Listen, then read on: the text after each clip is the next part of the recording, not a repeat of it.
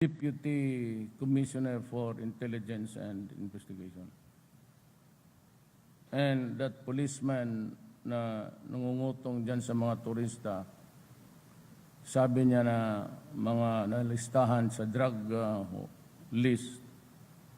Sinabi ko kayong mga pulis,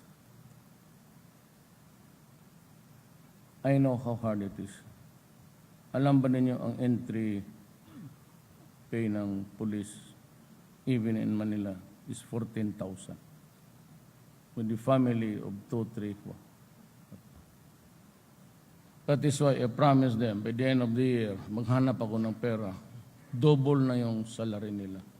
Sabi ko muna sa ibang gobyerno, wag muna kayo. You know, because these are these guys, these are the person who would rely us to enforce public order. That everybody behaves, that diyan ka yung pwesto mo, traffic dito, then they maintain order and peace. Sila yung nagpapakamatay. These are the guys na sinabi, march to Mama Sapano and die there without any question. Yes, sir. Kakaawa naman. I feel strongly for them. But I know that there are guys na yung of Western persuasion. But if they think that the interest of America is greater than our own, go ahead. Kasi ang Amerika ganito.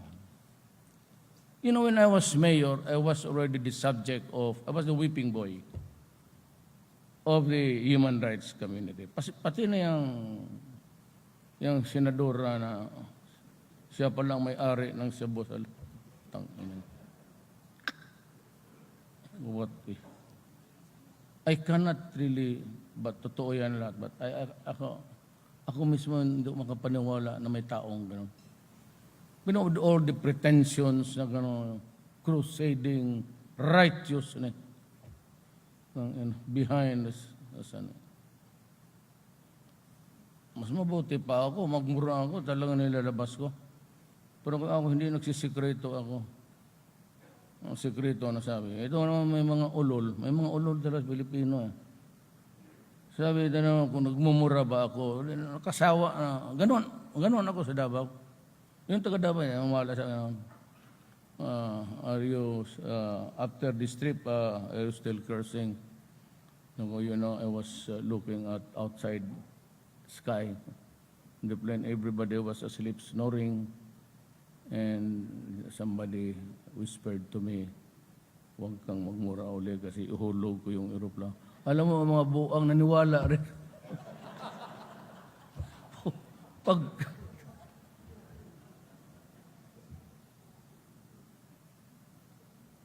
Hindi naman ako bar top notcher, po naman ako ganun kagago. Anak na. Kasabi ko nga, ang paborito ko sa Davao, magbiro ng kung ano-ano. Tapos sabihin, ha? Ganun yan. Tapos babayin ko, naniwala ka pala? Kaugok ko Ito, presidente ng Pilipinas, sabi pa itong isa, maniwala daw siya kung ako ang magipag-usap sa Diyos. Pero kung ang Diyos daw magipag-usap sa akin, sabi niya, skiso ka. Kung dalawin na kami yung skiso, ang Ginoo, pati ako. Kung hindi ka turpe. Tatlo na tayo. Ikaw, Diyos, pati... Ay, nako, buhay. So, gano'n. Computation, nagawa kami ng computation sa finance, pinagawa ko sa finance. We would be spending something like 1 trillion a year para lang sa rehab, doktor, medicina. The most difficult part is detoxification. Very expensive. Wala ho tayong perang gano'n. The mining industry, akala mo malaki gold dyan, gold bars, it only gives us 70 billion a year. Talo siya sa 80 billion doon sa kita ng You know, this guy, they get their money from their pockets. They're supposed to support the family. Yung iba naman, kita mo wala na masyadong krimen. Kasi nagtatrabaho na ang pulis. Pero ako, this is my advice to mga kababayan. Alam mo, may trabaho at tingin ko hindi pa kumpleto. Kayong lahat na suspect o alam namin na nandiyan ka sa mga kanto-kanto, tatambay-tambay kayo dyan. Umalis kayo. Pumunta kayo sa loob ng bahay ninyo, isara mo yung pinto, at upo ka sa kama o magluhod ka at kausapin mo yung Diyos. Para sa akin. Tapos, huwag kang lumabas. Kasi ang mga bata-bata ng Diyos nandyan sa labas. Madidisgrasya ka talaga. Madidisgrasya. Better of you yung talagang nandyan pa yung nag-ano ka na. It's a monkey on the back. Ika nga may unggoy na nagkakalagkad sa likod mo. Tiisin ninyo yan. There's a very low supply of drugs now. But, nag-shift na naman sa kidnapping ang mga gago. So, bagong laro naman to. Of the 3 weeks, we had about 6 kidnapping sa Binondo. So, be careful. Give me time to talk to God and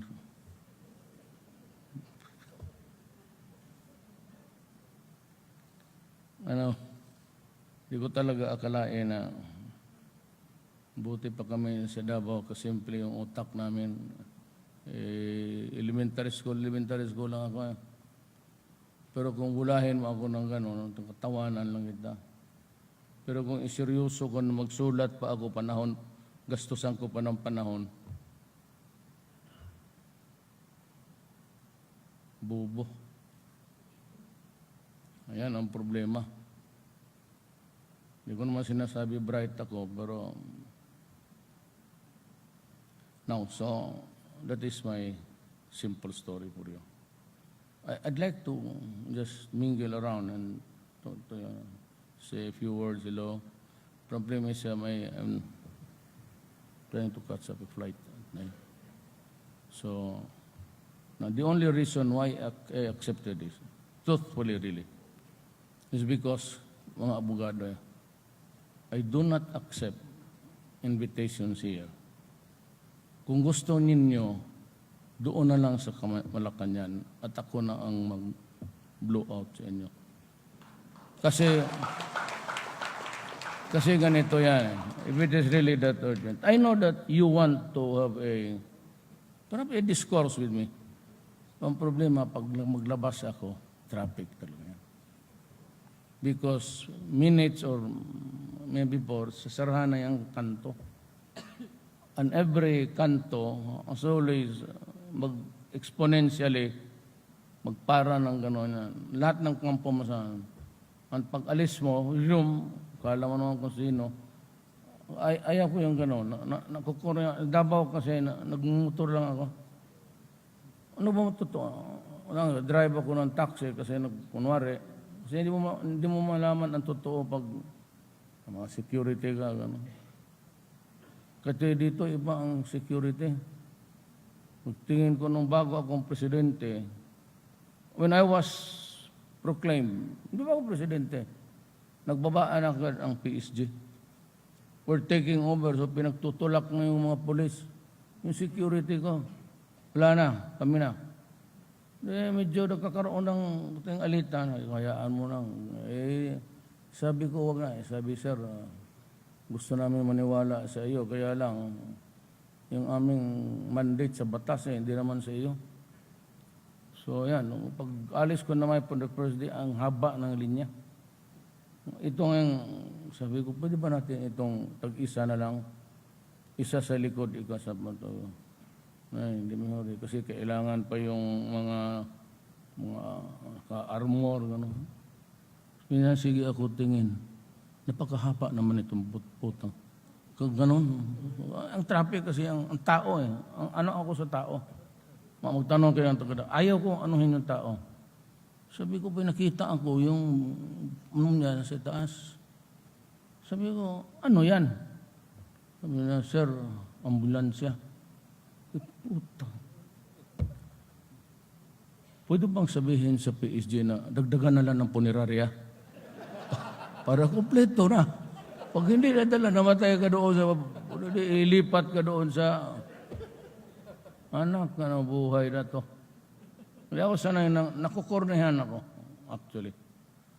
Tinatayuan ako, I do not want special attention. I mean, even when I was mayor, maglalakad ako dito, I would rather you do not notice my presence. Kasi ako sabi, Mayor, mahiya na kasi magtinginan niya mga tao. But this time, out of respect sa kapwa ko tao, hindi talaga ako nag-ano. If you want really to talk to me, malaki naman yung malakan yan. Pwede ba kayo kung gusto, mag-raffle time tuong kayo matulog para makita mo si Mr. Brown at makita mo yung, may Mr. Brown dyan. Ibig si Chris Marco, si Aimee. Ako natutulog noon sa atbang tabi at sa kabila, sa harap. Kasi yung that building there was constructed when President Clinton came here. So, siyang maliit. Simple lang, but the sala is very spacious. Pero may isang kwarto na maliit, siguro sa age yun. Tapos, a very simple affair. Doon, pwede rin tayo, masyadong marami dito. Ng iba, pwede ka magdala ng mga swimsuit. Malaki ang Pasig River eh. Pwede tayo mag-picnic doon sa riverbank. You know, really, it gets to be a very lonely life. Kaya ulitin ko, I'll close by saying that, do I appreciate your trust in me? Yes, very much. Salamat po. Are you happy now? Are you happy with your work? No, I'm there to work because to sublet. Were it not for that close there, kaya tayo, Ilocano, Bisaya, Samar, Moro, Maranao. Kung wala yan, hindi tayo magkakaintindihan ito. It was our forefathers who made the decision that we get together, be one as a nation Filipino. Yan sinasabi ko sa Moro. Huwag ninyong sirain yan because most of the Moro at the time also signed. So, that flag is the symbol of our unity. Were it not for that flag, wala. Watak-watak na tayo. Kaya sa salita lang pati ugali, magkaiba na yan. Sa pagmumura, iba rin. Ang ano ko is, will I survive the 6 years? I'd make a projection back in it. At one time, ang hinihintay ko lang, at yung gusto ko akong paalisin, sa about China, nothing was really, except purely economics yun. I made walang alliances for itong Amerika. Alam mo, ganito pala. Bakit minumura ko ang Amerika? Ganito ho yan. Hindi ako ganoon kabastos. Pero when I reach a point, na parang ako, pag tinatakot mo ako, takot ako, but there is certain point in my fear na pag tingin ko parang mamamatay na ako or dihado ako masyado, inaapi-api mo ako, nagwa-wild ako. I really lose the civility in me. Ang sinabi ko, I need to fight the drug. Maraming patay, totoo yan. Marami nang gumaganti, maraming naglilinis sa ranggo nila, yung mga grupo-grupo. At yung iba namamatay dahil sa enkwentro ng pulis. But kayo, you are, abogado man tayo lahat, to lump it all against me as extrajudicial killing without even a report that this guy was really murdered. And all you can show is yung what is being portrayed in the newspaper, yung mga parang duguan na tao na, life is life. Life is never fair.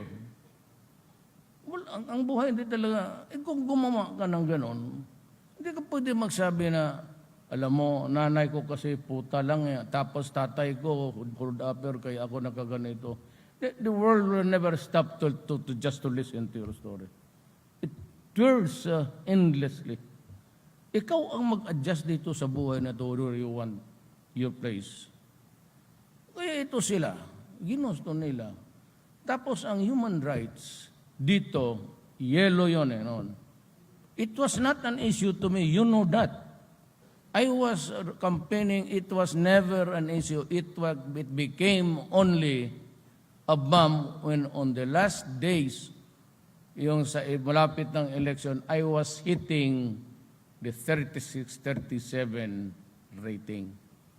Wala mang kinarig niya noon sa kampanya. Sila nagbabatuhan. Korupsyon ako. Extrajudicial killing. Ngayon, ang Amerikano nakisali. Marami mga social dito, mga NGO, na funded dyan sila. Itong Human Rights Watch ng New York, si kay Soros yan. Soros yung financer. The big man. Siya yan, grant niya yan. So dito, mayroon na yan silang funding. Maghadap talaga sila to justify. Ako, ang nakuha nila, they pounding on me. Okay lang yun. Editorial, araw-araw. I can swallow that. I've been mayor, been eating newspapers as a part of my diet. Pero pag itong sa Amerika, when you criticize me as mayor, okay lang. You know why? I do not represent any entity except my city. No big deal. But, yung presidente na ako, do not reprimand me or criticize me publicly, especially if you belong to another government. Kung ikay NGO ko lang sa Amerika, all right yan. But for the State Department, the human rights, you can go to the United Nations, isuka mo yung anong isuka mo doon, then ask for a motion that it be referred to the Human Rights Commission, which is an entity under the United Nations, and investigate me first before you talk in public. Yan ang dapat. Hindi ko pwedeng atakihin si Obama, sabihin ko, ikaw, ganun ka, ang paraan mo sa federal budget. Cannot do that. And they knew that I became a president mid-term, that the budget that I'm operating now is the very same budget that was started by Aquino, which he prepared the other year, which is implemented now. Sabi na, instead of killing, bakit niya hindi lagay ng mga rehab yan? Saan ako maghanap ng pera? I get the funding from Yasay, or get it from Dominguez, or get it from the transportation and give it to the police. That would be robbing Peter to pay Paul. Wala akong makuha.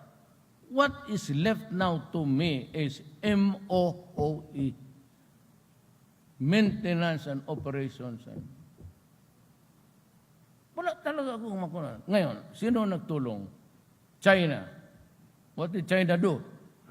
Sabi ko sa military, open up spaces sa mga kampo ninyo because ang military camps, malaki talaga ang mga lupa nila.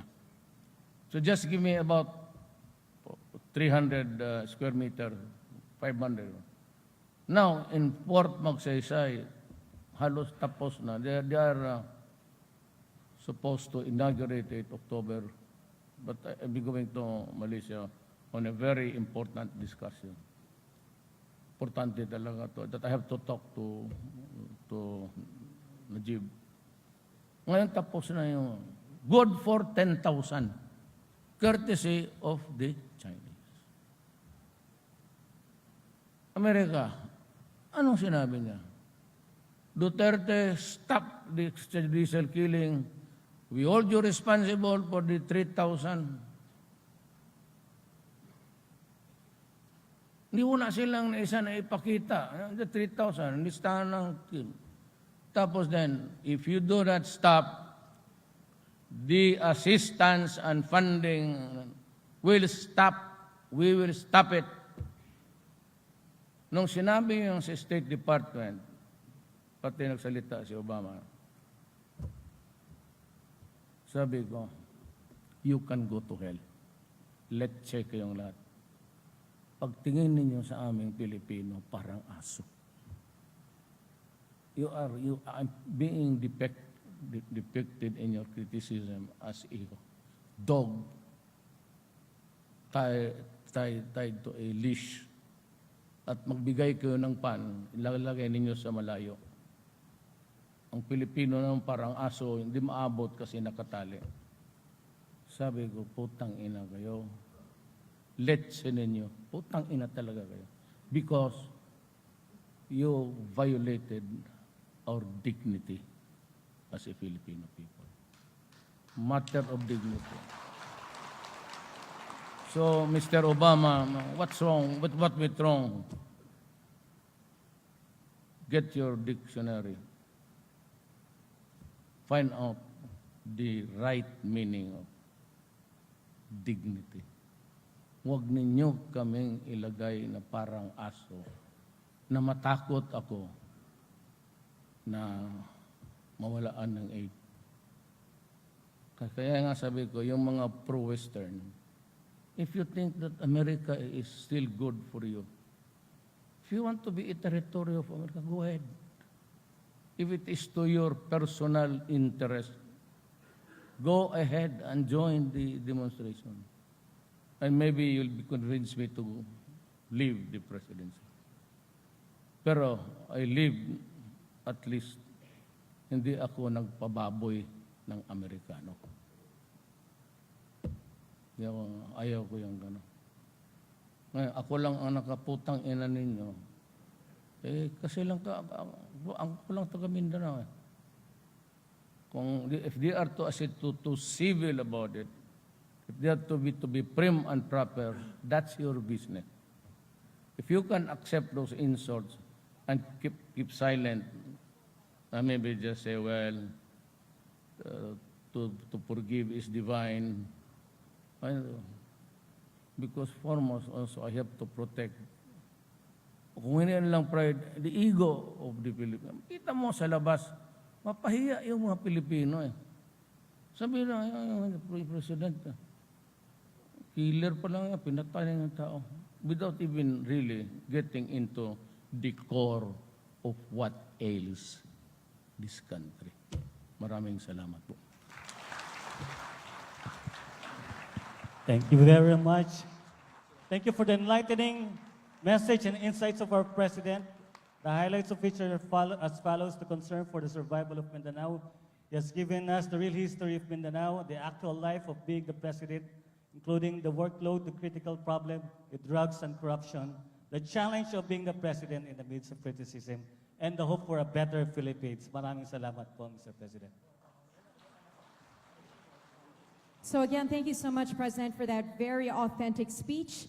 Now it's time to proceed to the photo ops. Of course, joining President Rodrigo Roa Duterte, together with the National President, Governor Igot, and our GMR chapter presidents, is our first batch. We'd like to call on the National Board officers to please proceed to the right side of the stage. You are our first batch for the photo opportunity. And we'd like to ask our second batch, the Greater Manila Board of Officers, to please stand by as well at the side of the stage. Again, we'd like to call on the first batch, the National Board officers, followed by the Greater Manila Board of Officers. Second batch, please proceed immediately to the right side of the stage.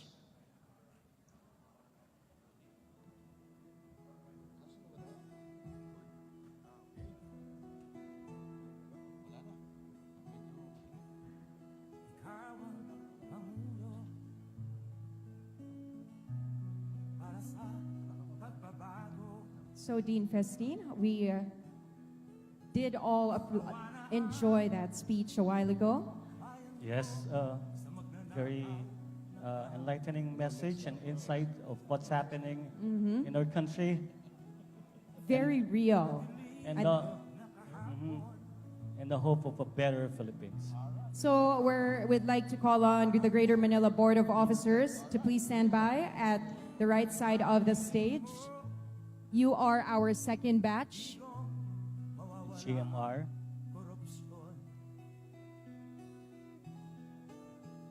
Thank you so much to our National Board officers. Please remain on stage with the President, our National President, Governor Igot, as well as our GMR chapter presidents. Now we'd like to call on the Greater Manila Board of Officers.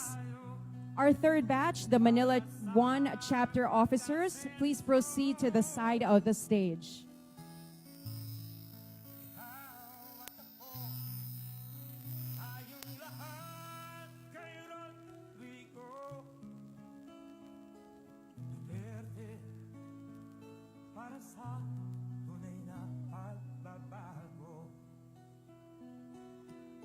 Thank you so much. Now we'd like to call on the Manila 1 chapter officers to please Manila 1, please. proceed on stage. Manila 2 chapter officers, please proceed to the side of the stage. Again, we'd like to call on the Manila 2 chapter officers to please proceed to the side of the stage. You are our fourth batch. Please be on standby.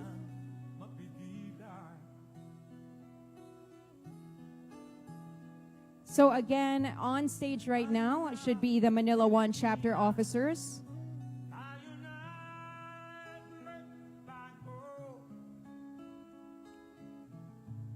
So this is Manila 1 chapter officers on stage.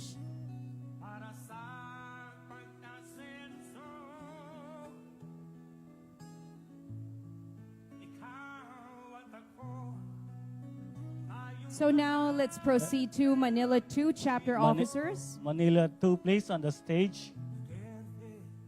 And now Manila 3 chapter officers, please stand by at the side of the stage area. Because I love my country and I love Again, we'd like to call on Manila 3 chapter officers at the side of the stage.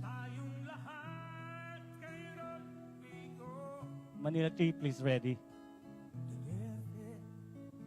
So right now on stage with President Rody Duterte, of course, is Manila 2 chapter officers rather.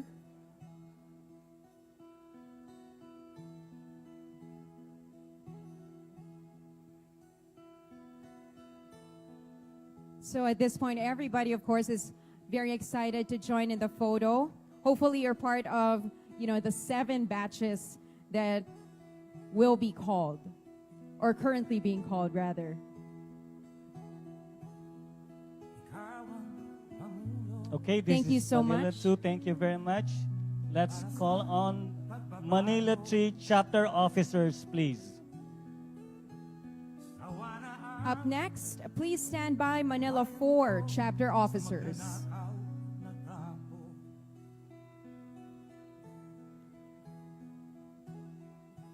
Okay, this is Manila 3 chapter officers.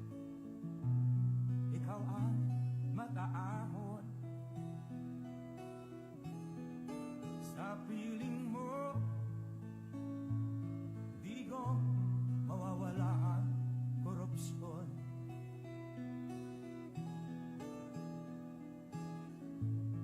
Thank you very much. Manila 3. Please join us on stage, Manila 4 chapter officers. Thank you, thank you. Again, calling Manila 4 chapter officers on stage. Last but not least, please stand by our Quezon City chapter officers. Please Yes. stand by. Quezon City chapter officers, be ready. This is now Manila 4 chapter officers. Para sa tunay na pagbabago.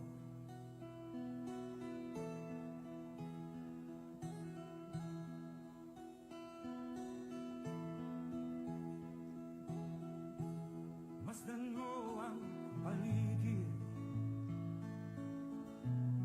alamak mga krimen, rape, droga at mga nakawan, dapat nga mapigilan. Thank you very much. The last but not the least, the Quezon City chapter officers. Pilipinas, tayo na magbago. Hawat kamay tayo para sa So this is going to be the last photo op that we will be having with President Rody Duterte, of course, together with the National President, Governor Igot, as well as our GMR chapter presidents. Why am I here? I am here because I love my country and I love the people of the Philippines. ikaw at ako, tayong lahat kay Rodrigo Duterte, para sa tunay na pagbabago.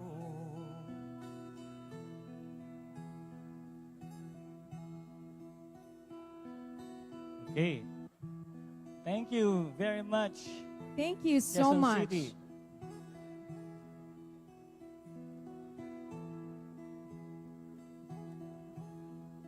Ikaw ang pamulo para sa pagbabago. So there you have it. Of course, a lot of people want to get, as much time with the president as possible. But of course, Sa magnanakaw na tao. there's just only so much time as well he can give to each individual. And that's why we did only call 7 batches. And like we said, he is our keynote speaker for this evening. It was definitely the highlight of tonight's event, the highlight of the 10th Regional Convention of the Greater Manila Region. Tayo na, Pilipinas. Tayo na magbago. Hawat kamay tayo para sa pagkasenso. So there you have it. Again, that officially concludes our photo ops for this evening. Although the president is being very accommodating right now. Para sa tunay na pagbabago. So not only is he frank, fearless, authentic Rio, but he's also very kind.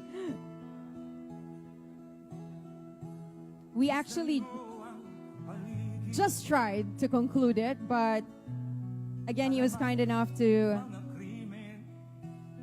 accommodate our other guests who wanted a photo with him. But that is really all the time he has for photos at this point. I mean, I'd love to get a photo with him, but I guess it's not possible anymore. Tayo na, Pilipinas. Tayo na Again, one of the endearing qualities, of course, of the president, hawat kamay tayo. he definitely feels very approachable to everybody. Dean Festine, we should just go to the right side of the stage. But I guess I guess sharing the stage with him is good enough at this point, but don't we just want to? Why am I here? I am here because And of course, despite our guidelines, everybody, like we said, just wants to spend a little more time with him, wants to talk to him. para sa pagbabago. Sawa na ang bayan ko sa magnanakaw at rapo. Okay, now everybody wants. Madilim Of course, because the president has already given in with 2 or 3 more photos more. I'm sure the gentlemen over in the other tables are hoping to get a photo taken with them as well. di ko mawawala ang korupsyon.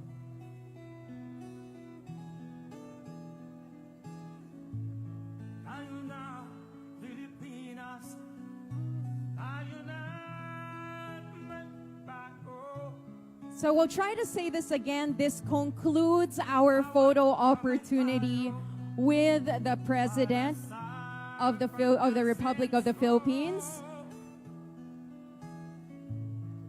Ikaw at ako, tayong lahat kay Rody A round of applause, please. Thank you so much again. Duterte para sa tunay na pagbabago.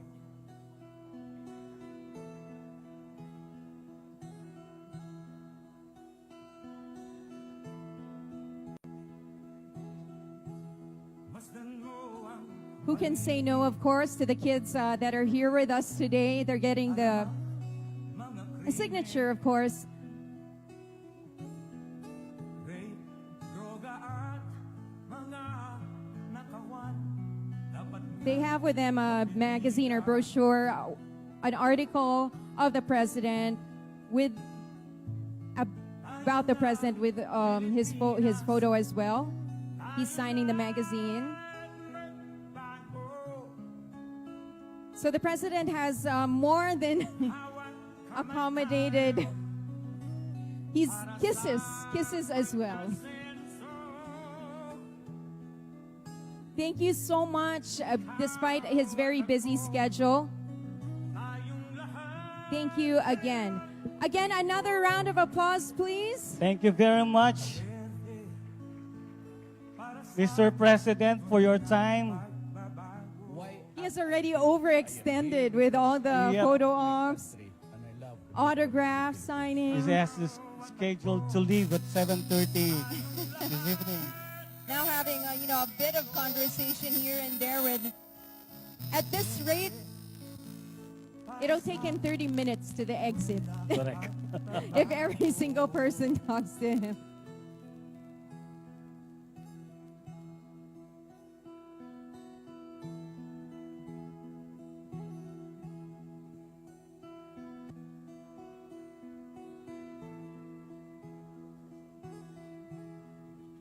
So at this point, he's already making his way and exiting the Pandango Hall, or trying to, rather.